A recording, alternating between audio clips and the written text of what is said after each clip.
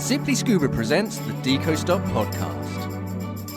Hi everybody and welcome to the Deco Stop podcast. I'm Mark. And I'm Sean, your favourite, most loyal scuba diving diver presenter person that you love. Loyal. Yeah. Yeah, we're here to talk about scuba diving and stuff. So let's talk about stuff. Every week, may I say we should change this to something else. But no. we've got to diversify. Yeah. Talk about other things that people might be interested in, even though they've specifically come here to learn about scuba diving. Whoa. When you say learn, I mean, I know this is a podcast, but you do have to do air quotes. I mean, they learn from you, but definitely not from me. Nothing on this podcast can be classified as scuba diving, teaching, or learning. Well, do you remember when what was it? The awesome peeps over at Girls at Scuba, they put this podcast, or most of our podcasts, in there to listen to, and it's just like, it's a scuba diving podcast with some other random chat. Like all the other ones were like, they're really good for this, and it's just like they just waffle on about stuff. Yeah, that's it. That's kind of what we're here for. It's just to kind of like have a bit of fun, to be honest. That's what the podcast is here for. Heck yeah, it is. Anyway, so on to sort of website updates. There are none. What? The website's been fairly quiet. We were expecting something really cool and exciting, but Aqualung let us down. They have a new dive computer that they're like super excited about sort of getting out there, but they don't have a sample to send us, and they don't even have stock to send us. So they don't have a video, and I'm not going to talk about it, basically. What did you do? What did you do, Mark? Did you like upset I don't know. them? Someone must have upset them. Have you? I don't know. Has your personal sponsorship deal gone through? What's happening? What's going on? Lord knows. But hopefully next week we talk to. We said that last week. I know, that's it. Because he's always saying, it's like, oh well, it's due to arrive in the warehouse tomorrow, and then so the warehouse will get it booked in. So we're like, oh okay, so we'll get all the marketing, all this kind of stuff, get people like amped up for it, and it just doesn't arrive. Yep. So don't hold your breath, really. We will tell you when it does arrive. No, I don't think we should. Just by the peregrine. Thanks for watching. Safe diving. If you're listening to this, Aqualung/Apex, I'm only joking. We are very excited to get our hands on your dive computer. It just would be wonderful if sooner rather than later. Yes. Yes, please. Anyway, so onto social media channel content updates, Sean. Absolutely nothing's happened. We were expecting a video from Abe. No, I'm joking. We are slowly, first off YouTube, we are slowly getting to 80,000 subscribers. So thank you to everyone who has been subscribing, who came back to us after 6-month hiatus and have enjoyed.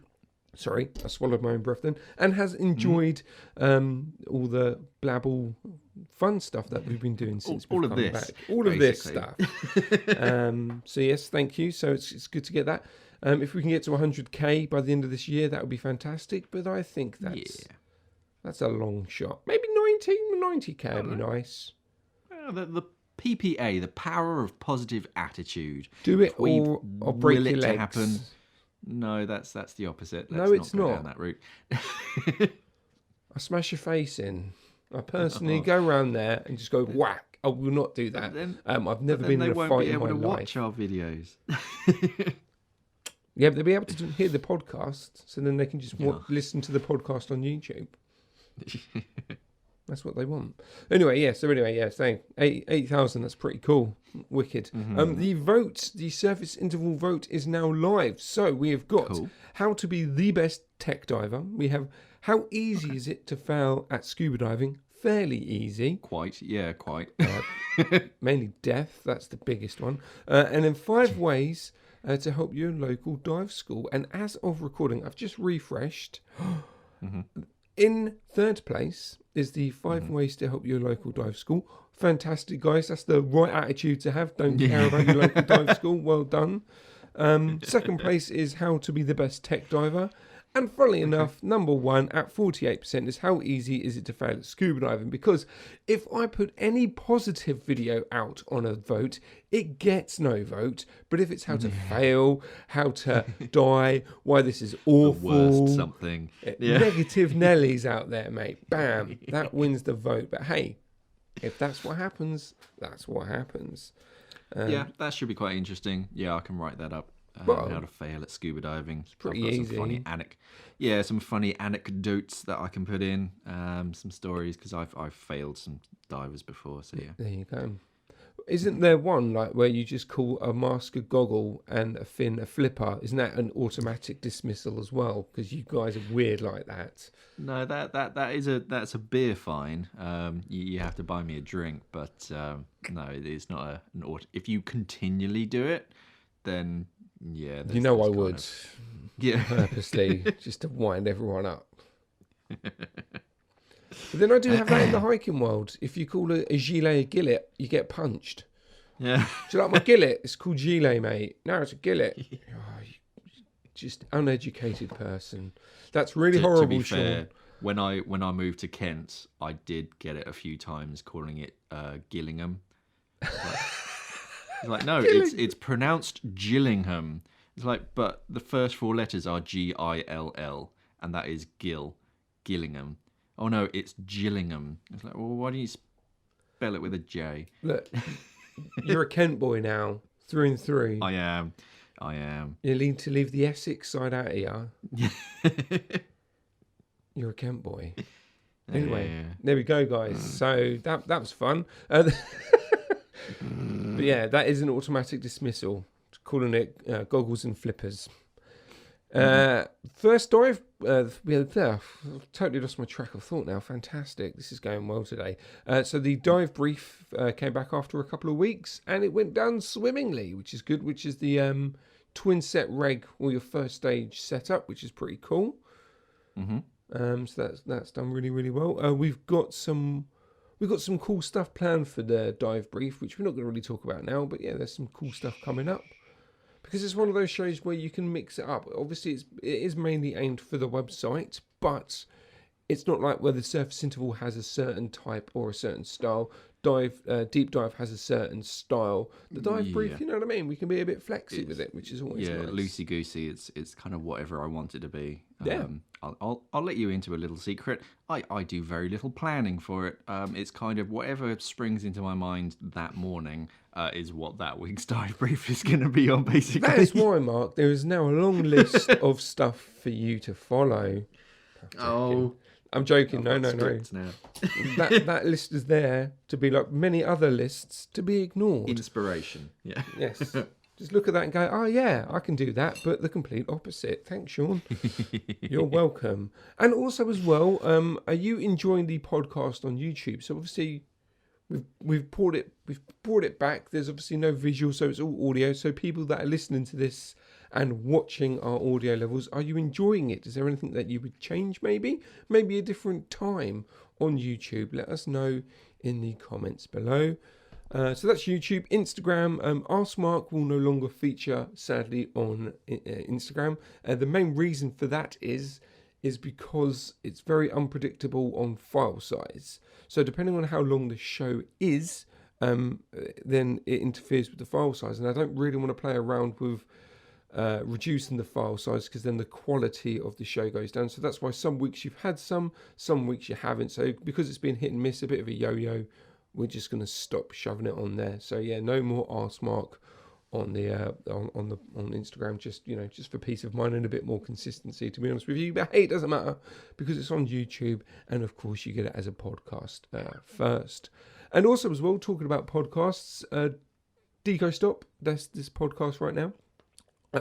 I tested it last week, and there's going to be audio samples going live every Saturday morning. So as the podcast goes live, there will be an Instagram post with a little segment around about a minute long. I think the first one was about 15 seconds, but I'm going to try a minute long, and just to see how that gauges on Instagram. So if you want a little nugget of this show, head over to there and then treat your ears on the old Instagram page. Treat yourself. Treat yourself.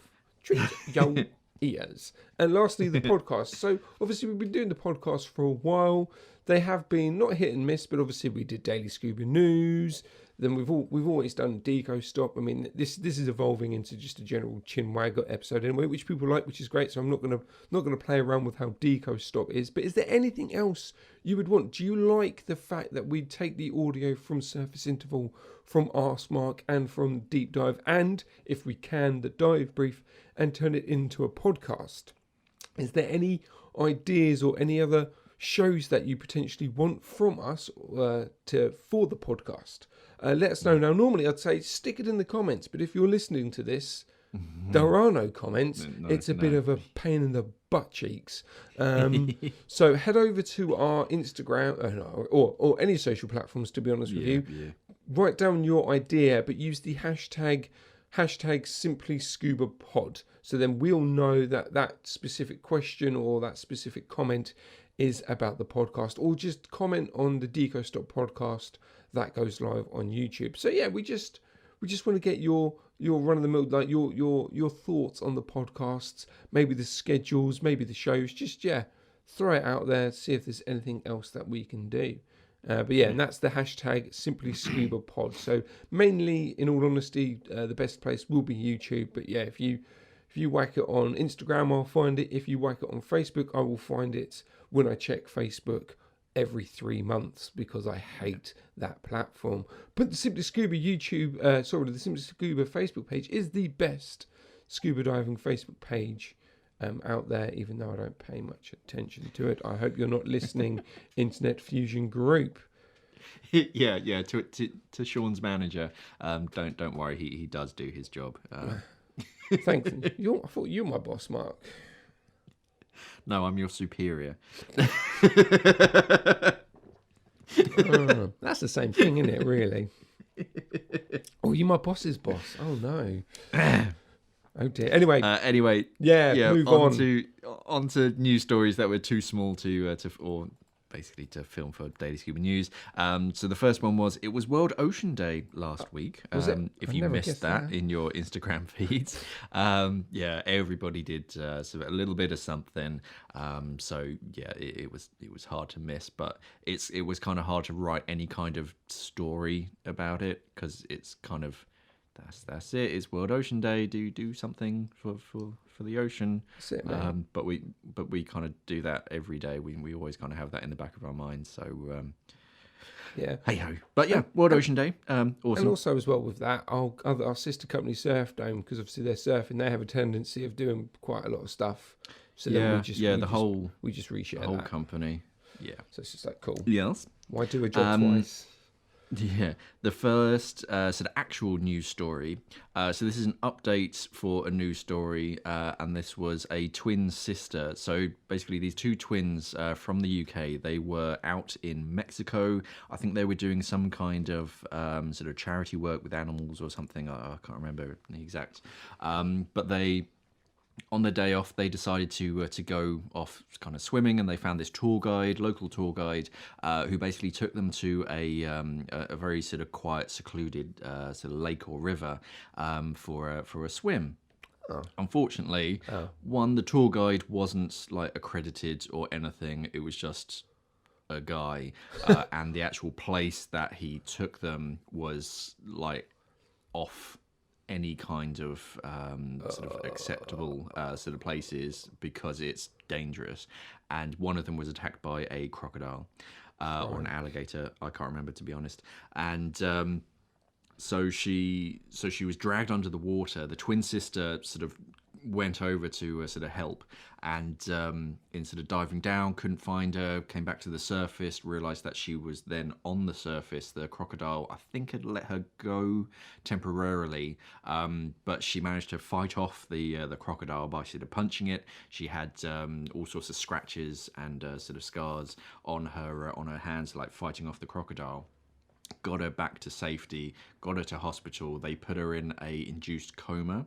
I think because of some kind of infection from the wounds. But she has since been sort of taken out of the coma. She's apparently doing fine. She's not speaking yet because her throat's quite sore from the tube, the breathing tube. But she is very responsive, and she sort of recognises sort of what's going on. There was also a GoFundMe page set up because the parents were still here in the UK. They, of course, wanted to travel over, but because Mexico is in the UK's amber list and the additional costs and everything, they wanted to go, but it was quite hard. I think they raised, I think it was over £35,000. So now the parents can go over to visit them and sort of make sure they're okay.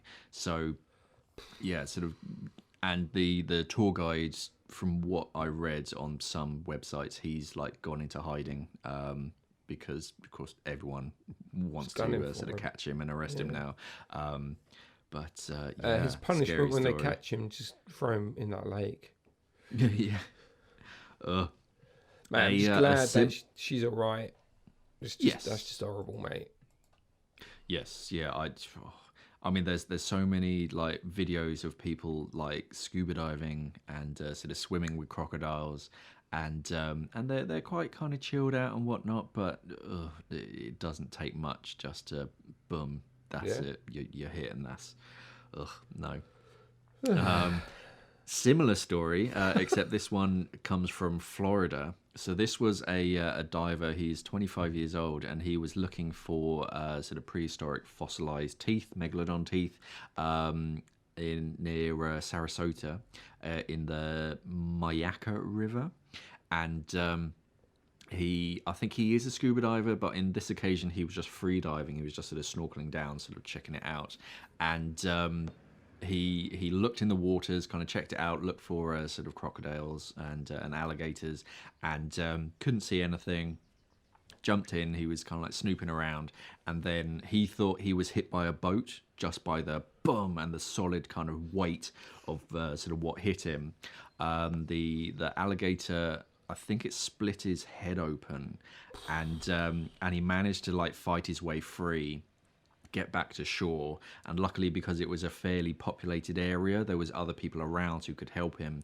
An off-duty firefighter got their first aid kit out of their car or wherever, sort of bandaged him up, and he's fine. I think a few hours later, he like everything like kind of hit him, and he had a good cry, just of what just happened and what he just escaped.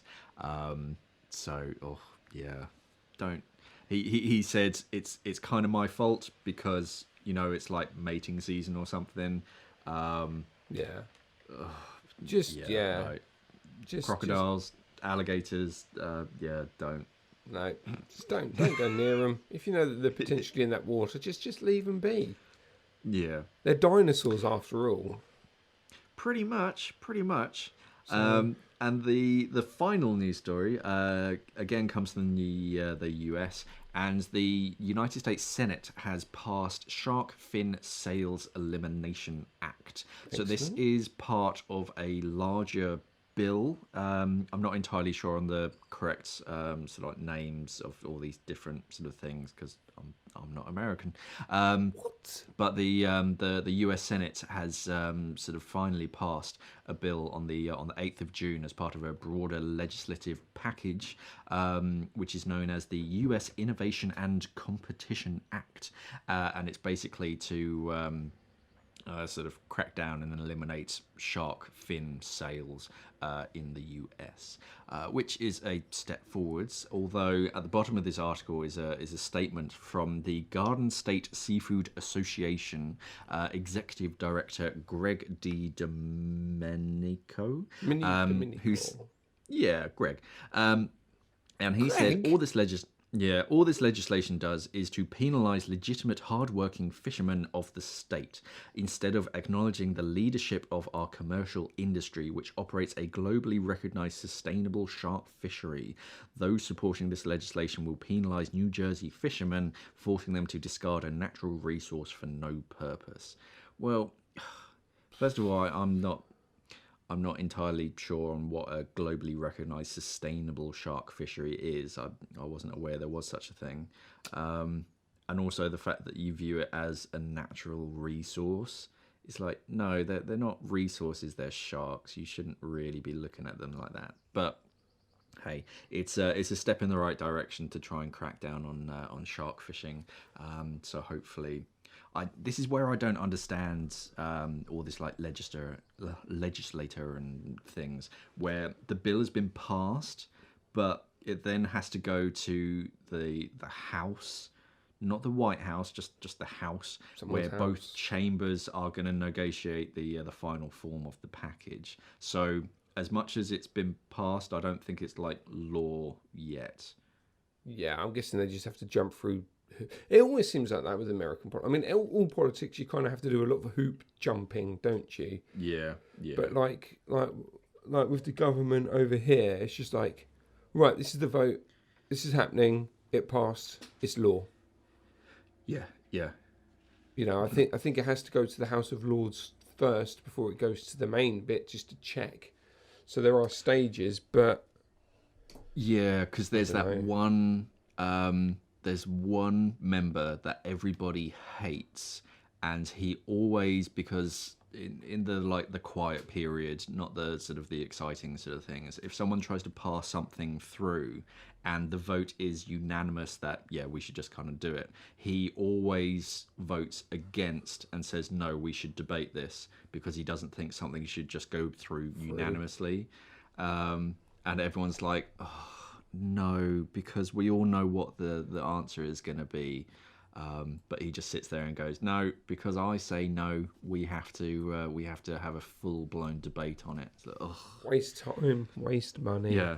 Even when it was something, it hit the news a few months ago, and it was, should we make like rape illegal or whatever it was? It was so blindingly obvious. Yes, of course that should be illegal. But he's like, no, we have to debate this. Not that he supported whatever What it was. yeah. Or, the process. or would vote. Yeah, but yeah, he's like, no, we have to go through this process, and it's like, ugh. Anyway, other news stories. So I'm just going to skim over mine because this will be the third time that I've spoken about them, because I mentioned them in last week's podcast, and then I actually did Daily Scuba News on them. So the first one was Blue Abyss finding or hopefully finding a home in Cornwall. I've been seeing lots of new articles on it, so it looks like this is kind of going forwards, which is quite interesting. And a freediver in Lake Windermere saved a lost engagement ring after 20 minutes. So happy days. Excellent. Can you please elaborate on them? I've not heard those stories before. I can if you want. No, you're all right. So my stories, first off, humpbacks have been spotted. Well, they've been spotted in the state of New York, not New York City. That would be, although that would be cool to see a whale in New York. Well, doing a bit of shopping, getting a bagel. That was at the beginning of Endgame, wasn't it? Yes. Captain America saying how because it's all sort of quiet, fewer boats, you're seeing sort of whales in the Hudson. Yeah, there we go. So Endgame, it just hasn't been the snap, but they're coming back. So basically, there's been sightings for a good couple of years of of humpbacks in the waters around New York, but where they've been putting monitors and recording devices underwater, they can now match up the sightings with actual audio recordings. But what's been quite good, or been interesting, should I say, they've been in the area outside of mating season or whatever. So they go through whatever the waters to get to their main mating ground. But they're in New York water. They seem to be spending more time in the waters in the area, which is really, really cool. And experts are very excited about that. And then basically what they aim to do is, with the audio recordings and the sightings of more humpbacks, putting the data together and trying to basically reduce the amount of ship traffic going through the area. Oops, I just brought my, sorry guys, sorry about that. I just my pop mic just fell on the floor. But yeah, so it's very promising stuff. So hopefully in a couple of years' time they can potentially sort out track where these humpbacks go due to sightings and the sound recordings, and go, right, traffic, this is a hot spot for these whales, so don't, you have to find another path in these times, in these seasons. But apparently it's been quite good because it's out of season. Winter and springtime, there's been more vocalizations, which they didn't think that they would get, which is pretty cool. And the other story is that Israel has opened up its first underwater national park. So it's the port, I can't remember what it was called, but basically there's a port that was opened up by King Harold, and at around about 300 BC. They believe it basically was hit by a tsunami, so then it all went underwater. And basically, Coral World Underwater Observatory. No, it's already attached to a national park. So there's already an Israeli national park. Begins with a C. I can't remember the name. Caesarea. Yeah, that's the one. But basically, yeah. So this port was hit by a tsunami. Not many people have been diving there, but now they're opening it up to other divers. But the main reason for it is to actually basically expand the underwater archaeology. I can't even say the words. Underwater whatever. Indiana Jones archaeology, yeah. So obviously, where they don't have the funds or the staff to check this area because it's so massive and there's so much there to uncover, they've allowed it and opened it up to scuba divers. So then you yourself can go to the port underwater and actually look for finds. Obviously, if you find anything, you then have to give it to the government or the correct people. You can't keep it, but it just means that more eyes can be down on that port, which is really, really cool. To put it into perspective, a couple of years ago, a group of divers did go down there. They were given access, and they found a maritime vessel, a merchant vessel, and they found a bunch of 11th century gold coins. And they're saying that there is shiny. There is lots of stuff down there. It's just covered in silt and algae, so it takes quite a lot of time and a lot of manpower, hence why they're offering it to everyday divers to actually go to the site. Free labour. Cool. Yeah, exactly. But hey, is what I call it. Yeah.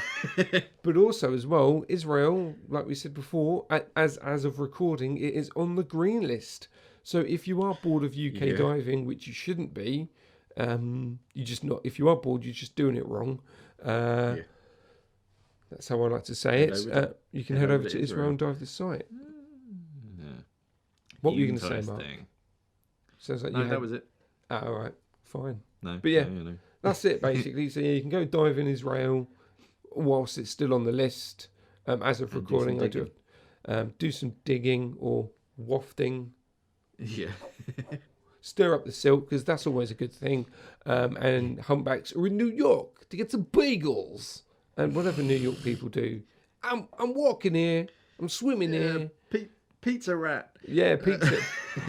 There'd be pizza whale. Pizza humpback. Gets a pepperoni stuck in its blowhole.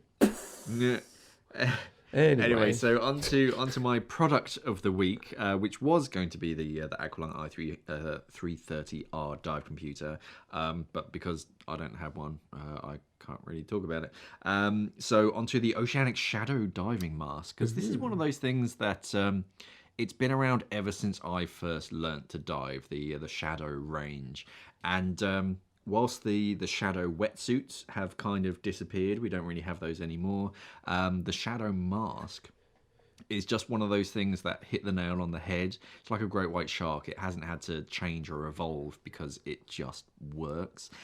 So it's a single lens mask. It's relatively inexpensive. So if you're just in the market for a mask that does the job, or like the perfect backup mask, then the Shadow is definitely worth checking out. The main selling point is, despite it's the cost of a normal diving mask, it comes with a neoprene slap strap.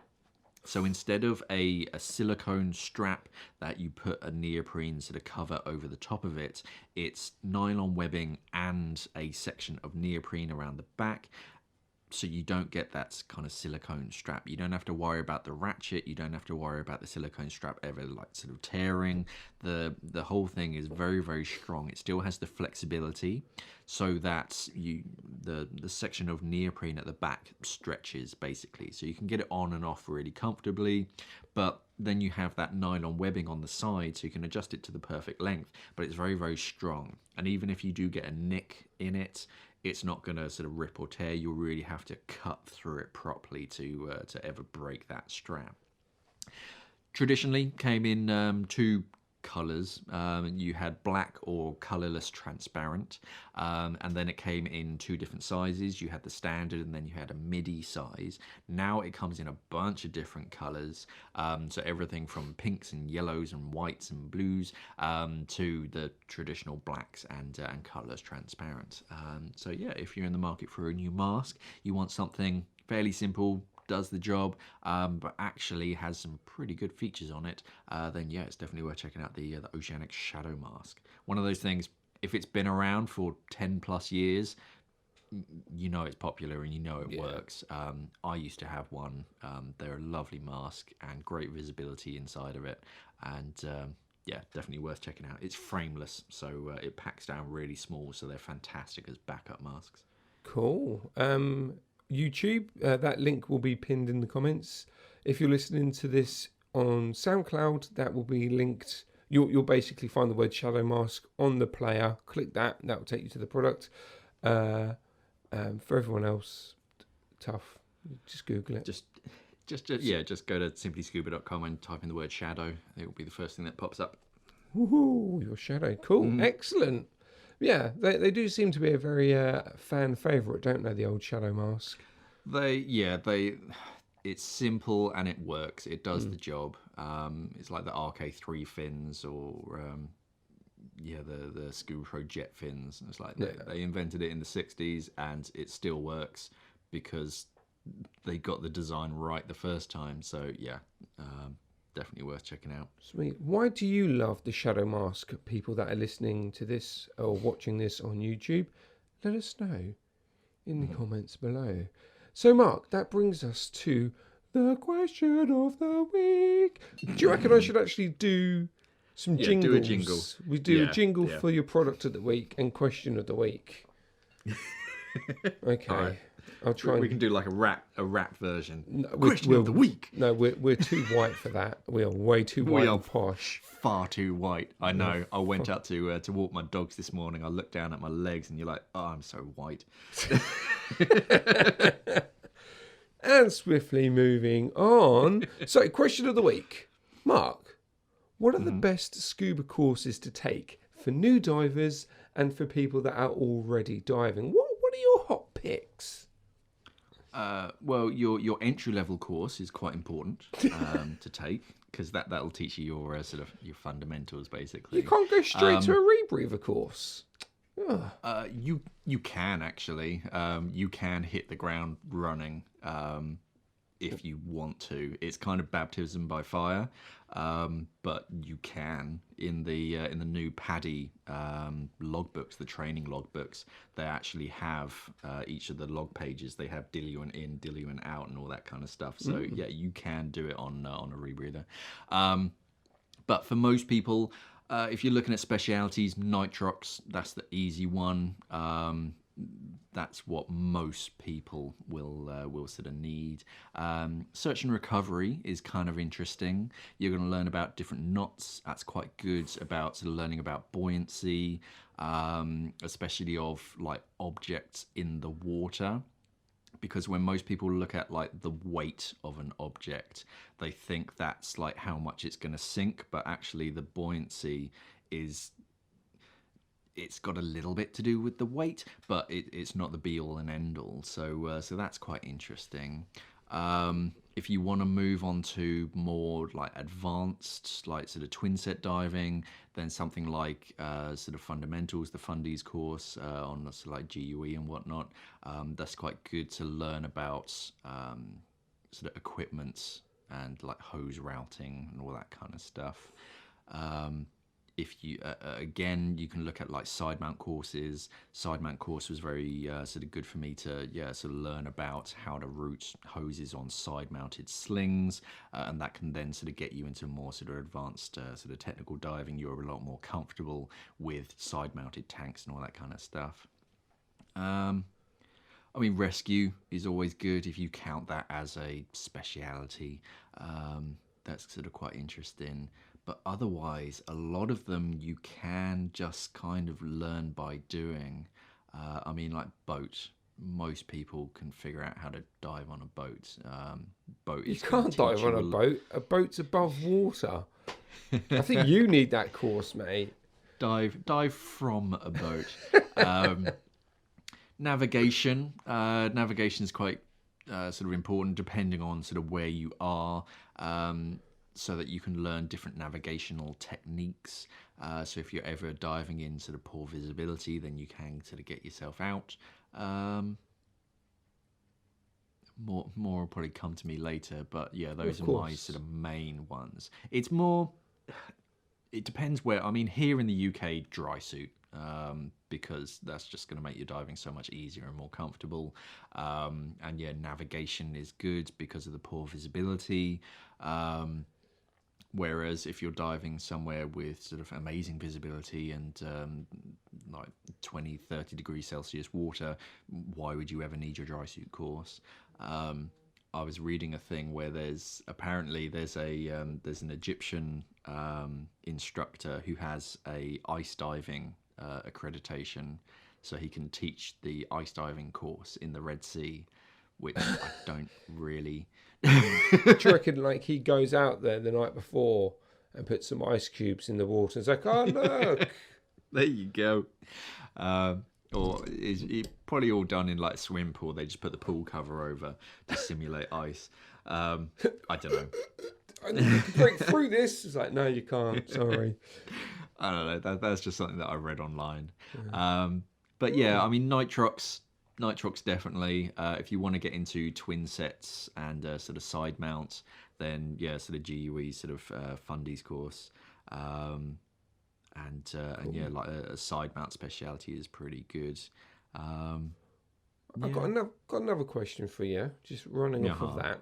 That's right, guys. Double bonus question. What has been in your training? What has been your most favourite course that you've ever taken? I